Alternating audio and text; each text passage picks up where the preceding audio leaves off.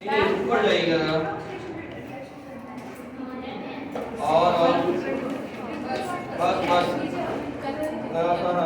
Page number क्या है? नहीं हुआ ना? नहीं हुआ ना? अच्छा और नीचे आइए बेटा, ये देखिए और आ गया बेटा, ये देखिए हमने ऑक्सीडेशन ऑफ एल्डिहाइड में ये देखा था कि एल्डिहाइड जब ऑक्सीडाइज होते हैं तो कार्बोक्सिलिक एसिड बनता है। लेकिन कल जो हम कर रहे थे ना हेमी एसिडल और एसिडल, उसमें हमारी बात है कि ketone do not react with this in these condition, लेकिन नेचुरली ये कीटोन भी रिएक्ट करते हैं। सही, कीटोन्स की रिएक्टिविटी एल्डिहाइड में कम होती है लेकिन वो रिएक्शन जरूर कर देते हैं और वो कीटल हेमी कीटल और कीटल बनाते हैं। जैसे ये हेमी एसिडल और एसिडल बनाते हैं, इसी तरह वो हेमी कीटल और कीटल बनाते हैं, तो ये भी रिएक्शन दे देते हैं। हाँ लेकिन आपके बुक में ये नहीं, हाँ आपके बुक में लिखा हुआ है कि ketone do not react under these condition, लेकिन ऐसा मुझे मिला नहीं है। अच्छा, इसके अलावा जो ईथर होते हैं ना, वो ईथर आर लेस रिएक्टिव, इसलिए ईथर्स के अंदर जो है ना वो अल्कोहल से लेस रिएक्टिव होते हैं, लेकिन बहरहाल अल्केन से और साइक्लोअल्केन से ज़्यादा रिएक्टिव होते हैं। वजह उसकी ये है कि अल्कोहल के अंदर ना OH होता है और OH के अंदर जो OH बॉन्ड है ना वो इजीली ब्रोकन होता है, लेकिन जो ईथर होते हैं उनके अंदर CO बॉन्ड होता है और CO bond is not easily broken. CO जो बॉन्ड होता है वो कार्बन का ऑक्सीजन से बॉन्ड इतनी आसानी से ब्रेक होता नहीं है। यही वजह है कि जो ईथर थे वो रिलेटिवली इनर्ट होते हैं। ठीक है, अब देखिए oxidation of aldehyde is very easy. Aldehyde oxidise होते हैं और क्या बनते हैं? कार्बोक्सिलिक एसिड के अंदर ऑक्सीडाइज हो जाते हैं। Acidic acid acid aldehyde acidic acid में होता है और प्रोपियोन एल्डिहाइड जो है वो प्रोपियोनिक एसिड के अंदर ऑक्सीडाइज हो जाता है। ऑक्सीडेशन ऑफ कीटोन के अंदर देखिए हमारे पास आगे चलिएगा जरा, हाँ देखिएगा ऑक्सीडेशन ऑफ कीटोन में हमारे पास दो कंडीशन होती हैं। एक तो कंडीशन ये है कि जो कीटोन हो वो सिमेट्रिक कीटोन हो। देखिए सिमेट्रिक कीटोन क्या होता है? सिमेट्रिक कीटोन ये होता है कि अगर आप कार्बोनाइल ग्रुप को छोड़ दें उसके राइट लेफ्ट के ऊपर जो कार्बन चेन है वो सेम हो, वो सिमेट्रिक कीटोन कहलाता है। सिमेट्रिक कीटोन के अंदर जो आसान बात है वो ये है, इधर बात सुन लो, इधर बात सुन लो। सिमेट्रिक कीटोन है उसके अंदर क्या होता है कि बेसिकली कार्बोनाइल के बराबर वाला बॉन्ड टूटना होता है, तो चाहे ये टूटे चाहे ये टूटे, बात एक ही है, कोई सा भी बॉन्ड टूट जाए, ठीक है, एक ही बात है। आप मिसाल के तौर पर ये बॉन्ड टूट गया तो CH3 सेपरेट होगा, CH3 सेपरेट होगा, लेकिन अगर ये वाला बॉन्ड टूट जाए तो कौन सेपरेट होगा? तो भी CH3 सेपरेट होगा। बात एक ही होती है, कोई सा भी बॉन्ड टूट सकता है इसमें समझे कि अब देखो क्या होगा कि जब ये बॉन्ड ब्रेक हो जाएगा तो दो फ्रैगमेंट मिलेंगे। एक फ्रैगमेंट जो मिलेगा ना वो होगा एक कार्बन का, वो ऑक्सीडाइज होके 1 कार्बन वाला कार्बोक्सिलिक एसिड देगा, और जो दूसरा फ्रैगमेंट बनेगा वो बनेगा 2 कार्बन वाला और वो भी ऑक्सीडाइज होके 2 कार्बन वाला कार्बोक्सिलिक एसिड हमको देगा। लेकिन अगर तो हमारा कीटोन सिमेट्रिक ना हो, एसिमेट्रिक कीटोन हो, जैसे यहाँ कार्बोनाइल ग्रुप के लेफ्ट पे CH3 है लेकिन राइट पे CH3 नहीं है बल्कि इथाइल ग्रुप लगा हुआ है, तो ये एसिमेट्रिक कीटोन है। अब एसिमेट्रिक कीटोन में अगर ये बॉन्ड ब्रेक हुआ तो ईथेन सेपरेट होगा, और अगर ये बॉन्ड ब्रेक हुआ तो मिथाइल सेपरेट होगा। तो कौन सा बॉन्ड ब्रेक होगा?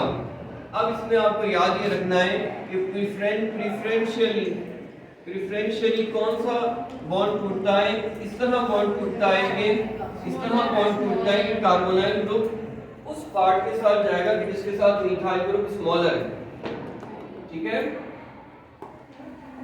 क्या कह रहे हैं? However, in the case of unsymmetric ketone, the carbon atom is क्या लिखा है? Carbon atom joined to the smaller number of hydrogen atom is preferentially oxidized and the carbonyl group remains with the smaller alkyl group.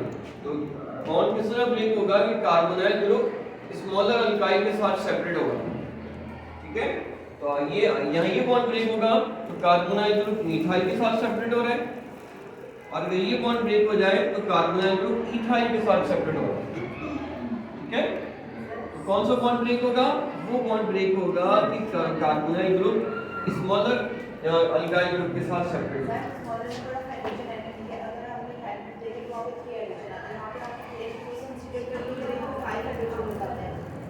Adjacent carbonyl group के adjacent carbonyl group के बिल्कुल adjacent जो carbonyl. ठीक है, दूसरा rule याद करने के लिए ज्यादा आसान है कि carbonyl group smaller alkyl group के साथ जाएगा। ठीक है, तो अब देखें ये हमारे पास एसिमेट्रिक कीटोन जो है ना वो इस तरीके से होगा।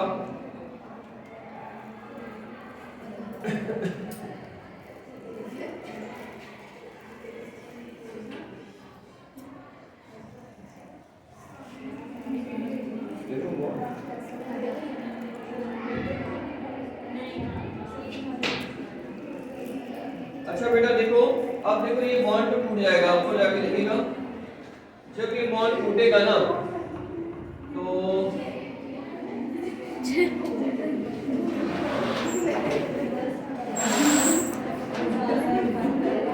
जब ये बॉन्ड टूटेगा तो ये वाला बॉन्ड यहां से टूटेगा। अब जो दो फ्रेगमेंट बनेंगे,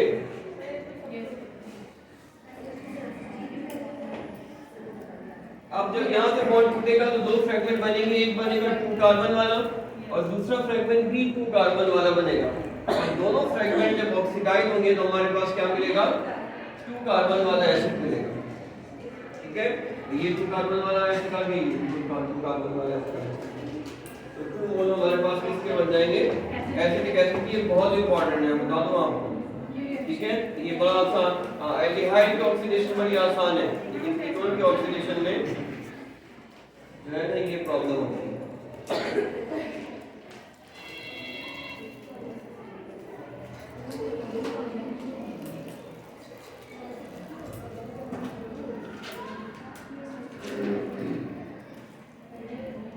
आगे देखिएगा देखिए इसके बाद test to distinguish aldehyde and ketone. Aldehyde और कीटोन को डिस्टिंग्विश करने के लिए जब आपका पुराना सिलेबस था प्रैक्टिकल का, उसमें फंक्शनल ग्रुप डिटेक्शन था, एक प्रैक्टिकल था फंक्शनल ग्रुप डिटेक्शन, और फंक्शनल ग्रुप डिटेक्शन में हम ये कराते थे आपको कि किस तरीके से आप एल्डिहाइड और कीटोन में डिफरेंशिएट कर सकते हैं। तो एल्डिहाइड और कीटोन में डिफरेंशिएट करने के लिए होता है फेलिंग सॉल्यूशन टेस्ट। तो एल्डिहाइड के अंदर आप जो है ना, अगर आप फेलिंग ए और फेलिंग बी दो सॉल्यूशन होते हैं तो वो डालते हैं तो आपको क्या होता है कि रेडिश ब्राउन कलर के प्रेसिपिटेट्स मिलते हैं, और ये रिएक्शन सिर्फ और सिर्फ जो है ना वो कौन दे रहे होते हैं? एल्डिहाइड दे रहे होते हैं। ठीक है, इसके अलावा एक सिल्वर मिरर टेस्ट होता है। सिल्वर मिरर टेस्ट के अंदर जो है ना जो टॉलरेंस टेस्ट है उसके अंदर क्या होता है कि सिर्फ एल्डिहाइड जो है ना वो रिएक्ट करते हैं अमोनिकल सिल्वर नाइट्रेट से।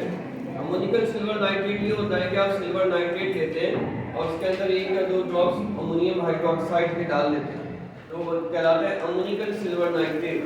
तो अमोनिकल सिल्वर नाइट्रेट जो है ना वो एक कॉम्प्लेक्स बना लेता है अमोनिया के साथ। वो कॉम्प्लेक्स एल्डिहाइड से रिएक्ट करता है बेसिक कंडीशन के अंदर, तो उसके अंदर हमारे पास सिल्वर रिलीज होता है। तो सिल्वर है वो क्या हो जाता है? सिल्वर रिलीज हो जाता है, सिल्वर +1 से रिड्यूस हो जाता है सिल्वर 0 में।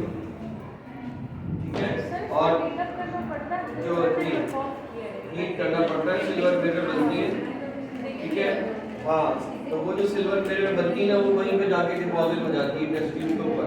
इसको कहते हैं सिल्वर मिरर टेस्ट। ठीक है, ये हमारे पास टेस्ट होते हैं जिससे हम क्या करते हैं एल्डिहाइड को रिकॉग्नाइज कर लेते हैं कि ये एल्डिहाइड है।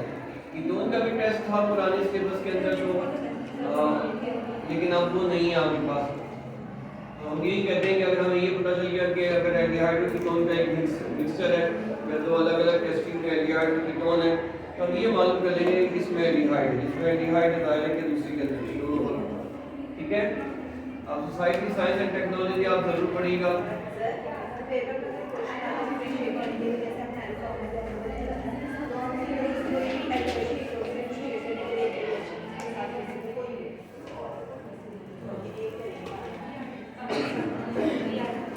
अच्छा बेटा आगे चलें जरा।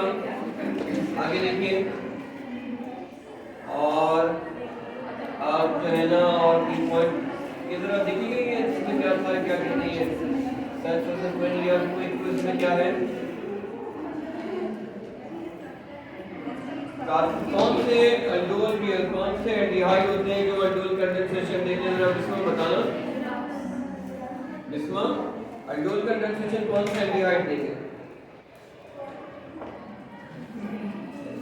अच्छा चलो बताओ जिनके पास अल्फा हाइड्रोजन हो वो देंगे और what is haloform reaction differentiate between propane 1 ol and propane 2 ol propane 1 ol और प्रोपेन 2 ऑल में बेसिकली जो फर्क है वो किसका है लेकिन इसके अलावा भी बहुत फर्क है एक जो है वो प्राइमरी अल्कोहल है एक सेकेंडरी अल्कोहल है तो ये लूकस टेस्ट दे देंगे स्टेप ये लूकस टेस्ट दे देंगे जो प्रोपेन 2 ऑल है ये एलोफॉर्म रिएक्शन भी देगा लेकिन सेकेंडरी पे तो बोलते हैं हां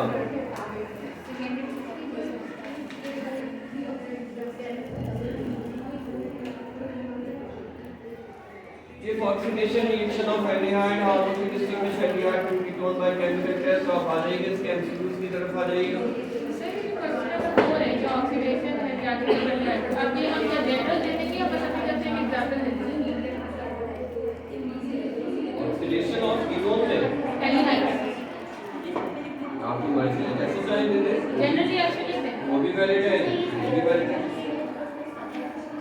चलिए बेटा देखिए the carbon atom of an carbonyl group is dash hybridized carbonyl carbon कौन सी हाइब्रिडाइजेशन होती है भैया निशा बताओ ये कौन नॉर्दर्न है ना नॉर्दर्न तो वहां चली गई हो बताओ कार्बोनाइल कार्बन की हाइब्रिडाइजेशन क्या होती है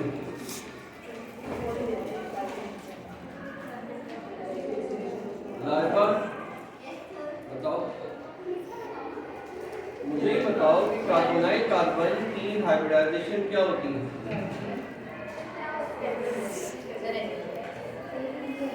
आपको बता दो ज़ैनब sp2 होती है सही है इसका आंसर है sp2 ketones are prepared by the oxidation of secondary alcohol acetone with hydrogen cyanide form a cyanohydrin is an example of nucleophilic addition reaction.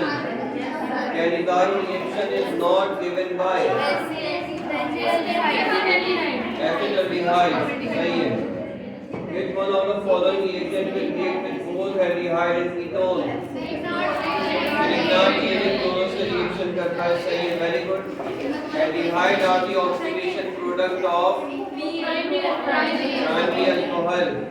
Which one of the following compound will not give iodoform test on treatment with sodium and sodium hydroxide?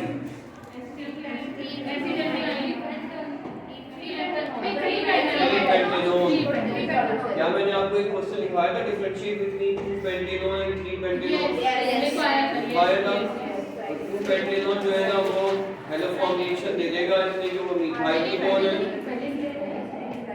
ठीक है वो क्या है methyl ketone है जबकि 3-pentanone ये क्या देगा ये आयोडोफॉर्म टेस्ट नहीं देगा इसलिए कि मिथाइल कीटोन नहीं है सही है अब इसके बाद क्या है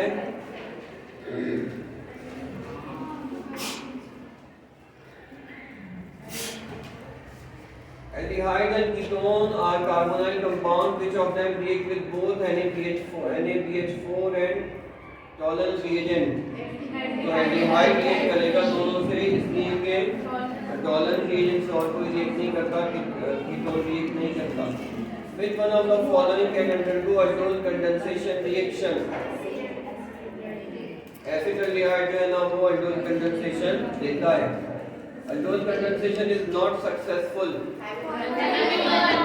have no alpha hydrogen phenyl hydrazone is formed on treatment with carbonyl compound with phenyl hydrazine general formula of aldehyde and ketone is CnH2NO the color of iodoform is yellow और देखिएगा